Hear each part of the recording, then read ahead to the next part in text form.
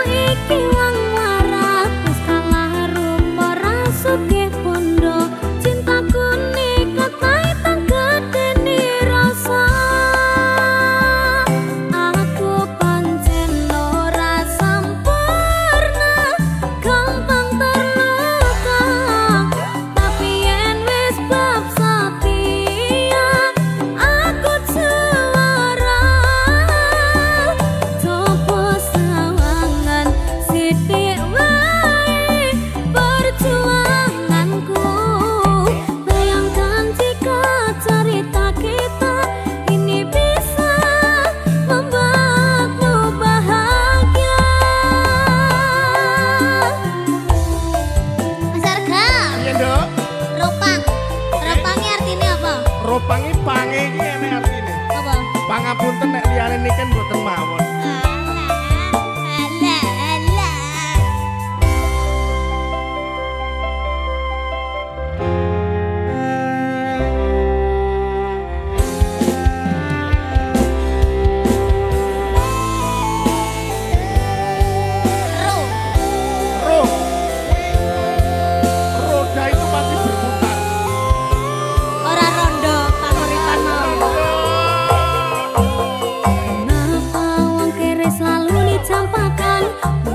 Hatiku aja remuk kau abaikan. Tahunan kepikiran selalu terbayang-bayang. Meski disepelekan ku coba mengusahakan.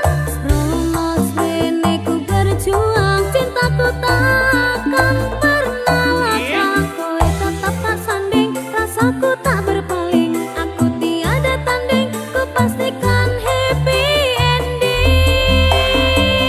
Aku pancen ora sempurna.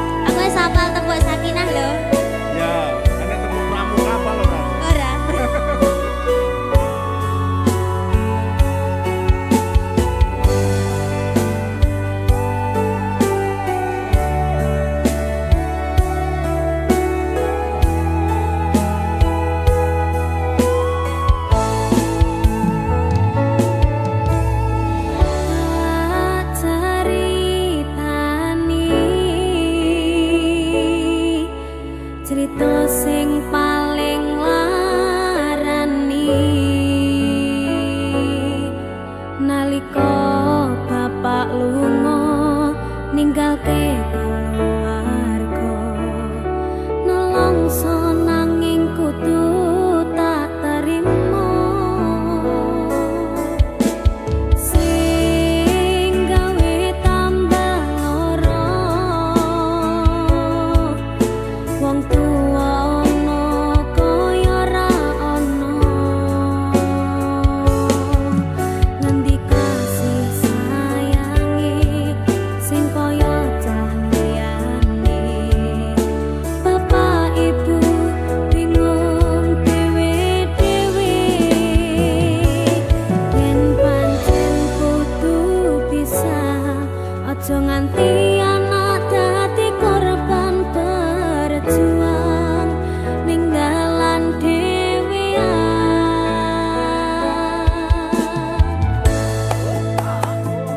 ora ana sing njaluk dilahirke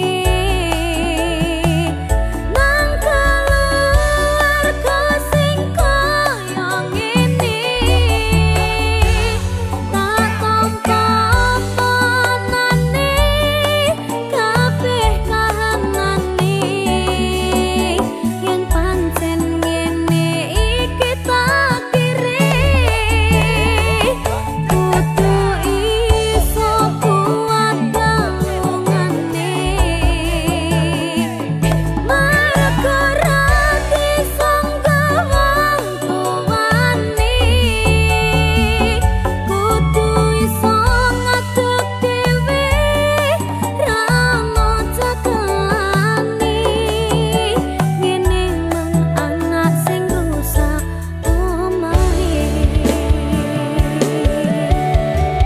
Niken, halo tebok sakina apal toh. kapan Lah mau ngecane kuwi kapan? kapan Dipikir sih, igune wong tua bot. oh iya apa meneh lagu iki Ayo, kaya lagu iki lho.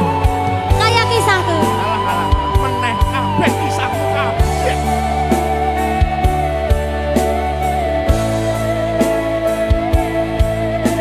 Sabar ya, Nak. yen pancen kudu pisah aja nganti anak dadi korban berjuang ninggalan dhewe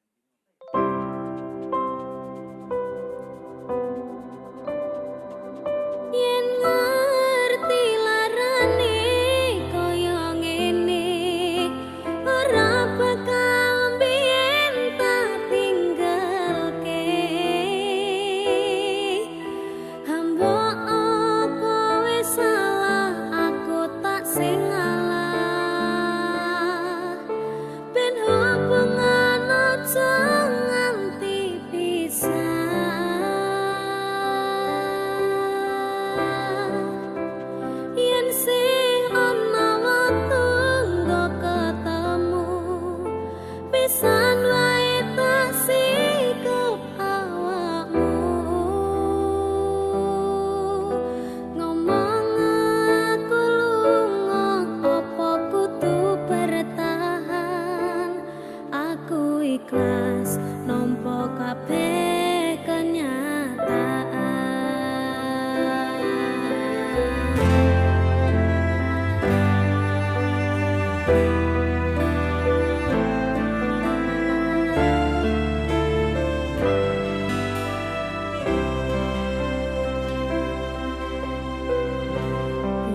Kabarmu saiki nomor WA-mu wis ganti tak tulis lagu nggo kowe muga-muga FYP kowe iso melu ngrungokke fotomu isih tak simpen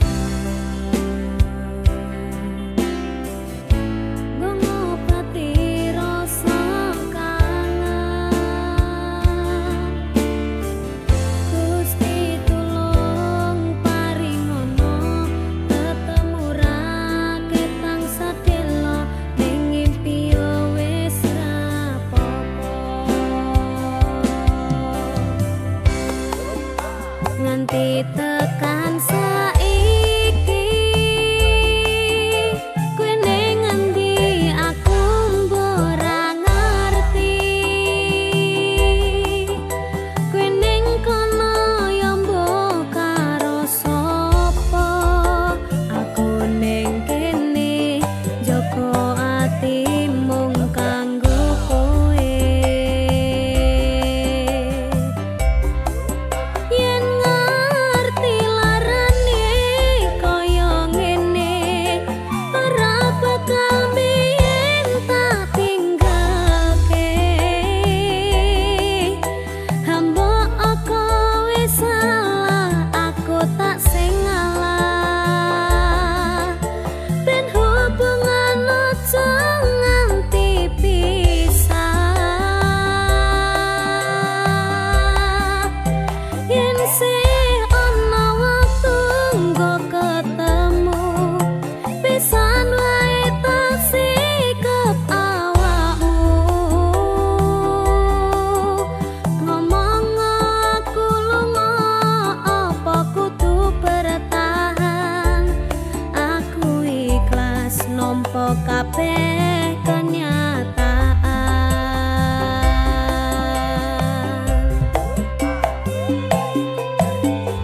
Ya, Ayo ya. Aku tak takon ya, Ken. ya Bang. Tinggal ya sik kowe modeni. Ya dek to. Nah, Tenang. aja nangis nek. Kayak lakonku, Mas. Takon. Dan iki sampe sumur.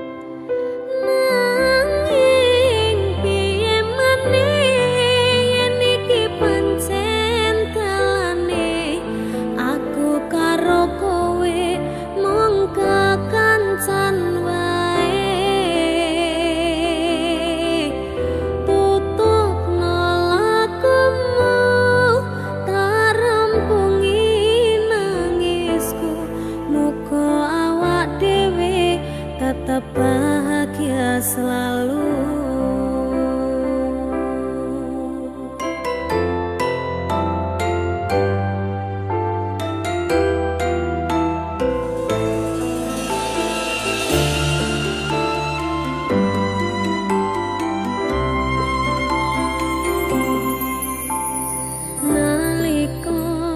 Pisanan ketemu sliramu, tratapan ning jero dodoku,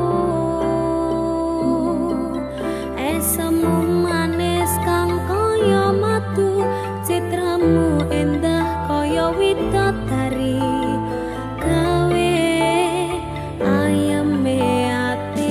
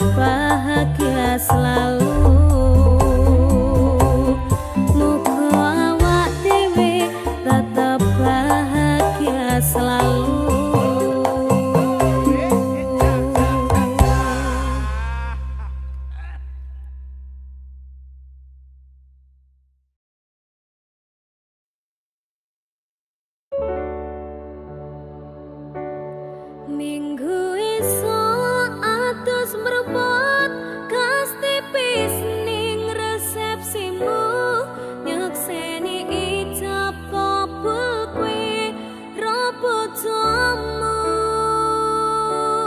statusku biyen pacar saiki tamu undangan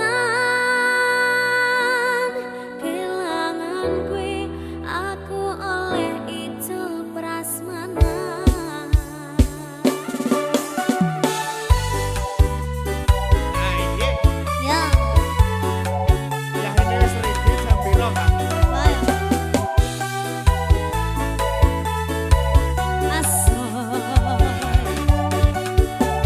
Mangan daging sapi karo maca Quran. Terus, Tak kira dirapit jebul tamu undangan. oh man. Rasane bingung isih ra percaya telung sasi wingi aku isih pacarmu sebab saiki ana wong liya rasa sedih pengen nangis tapi kok wagu awale indah kini berantakan kabeh cerita mbok rampungi nganggo undangan aku gagah teko ning resepsinan kowe sesandingan tak tinggal nyanyi dangdutan aku ngerti yen atiku mung menggore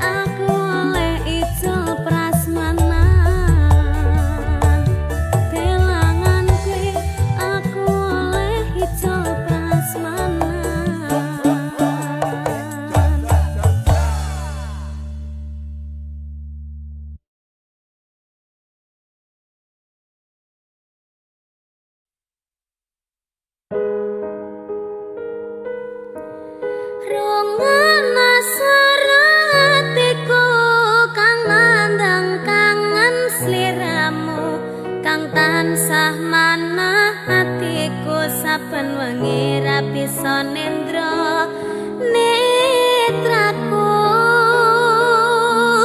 lewat liris suara angin tak titipke rasa kasmaran sedina kaya sawindu ngantu-antu ngenteni tak kamu.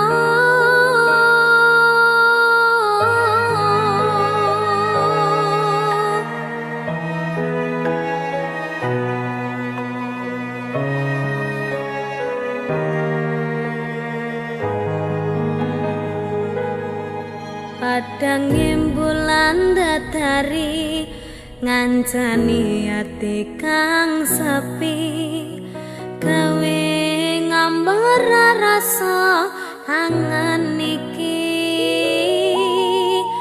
anganku iki tanda yakti tresna ing ati kaya bulan menehi padang ing wangi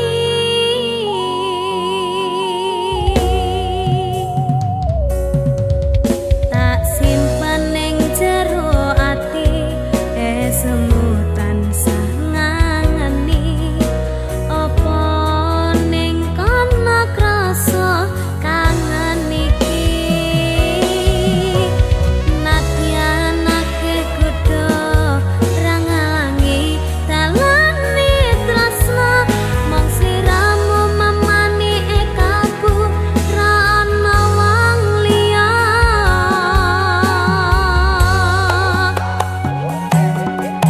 rungokna swara hatiku kang nandang kangen sliramu kang tansah manah atiku saben wengi ra bisa nendra netraku lewat liris suara angin tak titipke rasa kasmaran sedina kaya sawindu ngantu-antu ngenteni tak kamu. Niken Jalan tak titipne rasa kangenku lewat angin wengi terus tak titipne rasa sayangku lewat soroting rembulan kang sumunan terus ngertenono yen tresnaku jembar kaya dene samudra biru terus ngerti ora kak aku moco aku bariki ya tak ngerti ya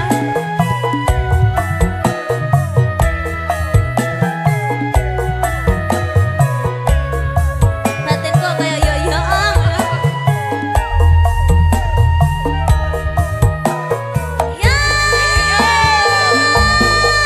Padang bulan datari ngancani ati kang sepi gawe ngambar rasa angan iki anganku iki tanda yakti tresna ing ati kaya bulan menehi padang ing wangi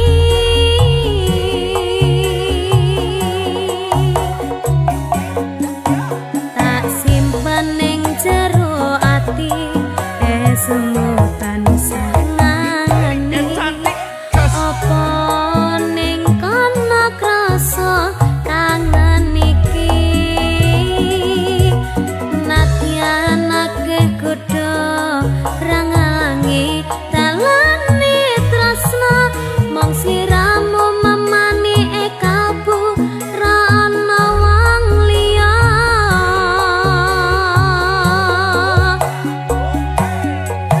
rungokna swara hatiku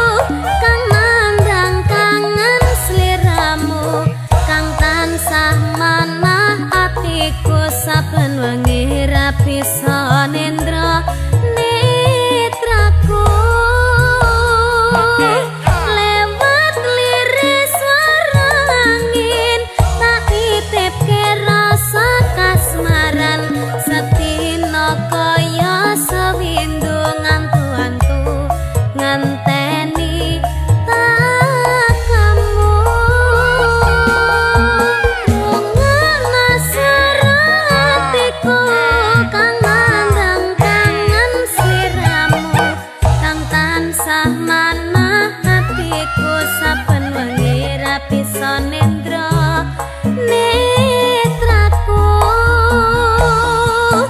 lewat liris warangin tak titipke rasa kasmaran sedina kaya sawindu ngantu-antu ngenteni tak kamu.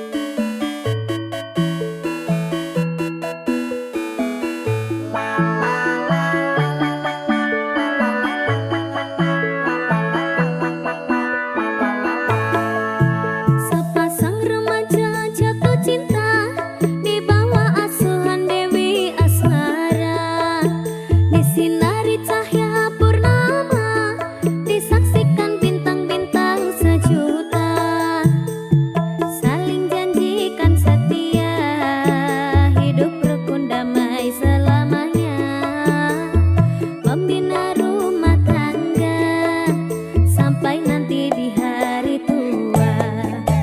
Cinta itu suci dan mulia jika tak ternoda nafsu yang hina.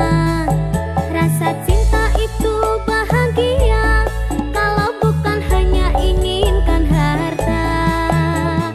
Suka duka bersama, seiring sejalan seirama, tahan uji dan derita, hidup pasti bagai di surga. Sungguh indah cita-cita mereka, semoga bahagia selama-lamanya. Sungguh indah cita-cita mereka, semoga bahagia selama-lamanya.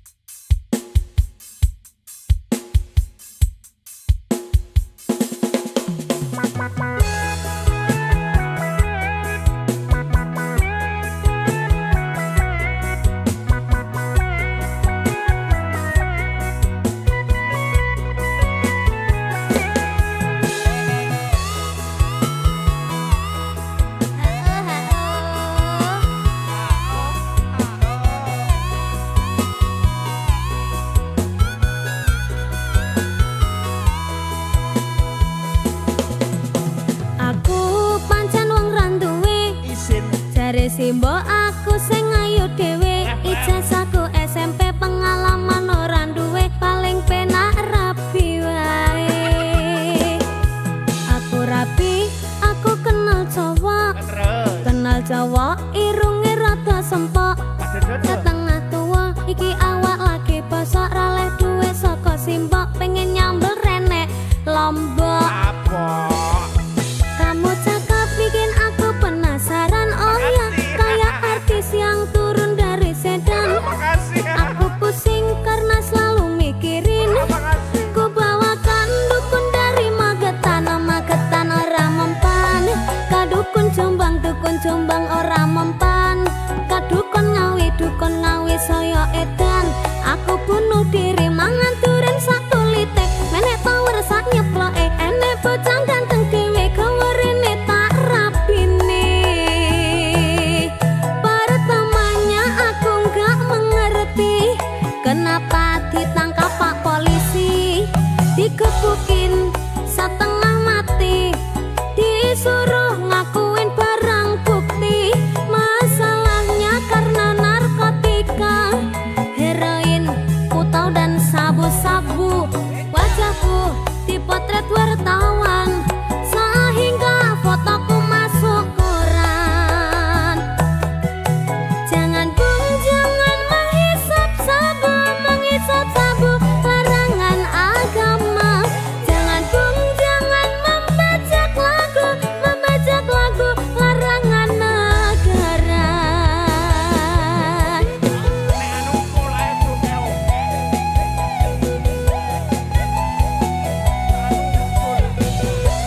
Kali rangga satu Kak.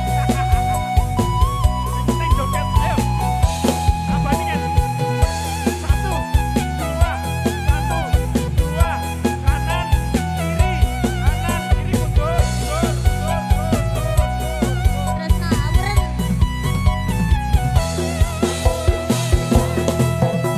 Aku pancen wong randuwe, jare simbo aku sing ayu dhewe, ijazahku SMP pengalaman ora duwe, paling penak rapi wae. Aku rapi, aku kenal cowok irunge rada sempok, setengah tua iki awak lagi bosok, raleh duwe saka simbok, pengen nyambel renek Lombok. Kamu cakep bikin aku penasaran, oh ya kayak artis yang turun dari sedan. Aku pusing karena selalu mikirin, ku bawakan dukun dari Magetan, Magetan ora mempan. Kadukun Jombang ora mempan. Kadukun Ngawi saya edan. Aku bunuh diri mangan duren satu litek, menek power sak nyeploke, enek bocah ganteng dhewe gawerene tak rapine. Pertamanya aku nggak mengerti kenapa ditangkap Pak Polisi, digebukin setengah mati, disuruh ngakuin barang bukti. Masalahnya karena narkotika, heroin, putau dan sabu-sabu. Wajahku dipotret wartawan sehingga fotoku masuk koran.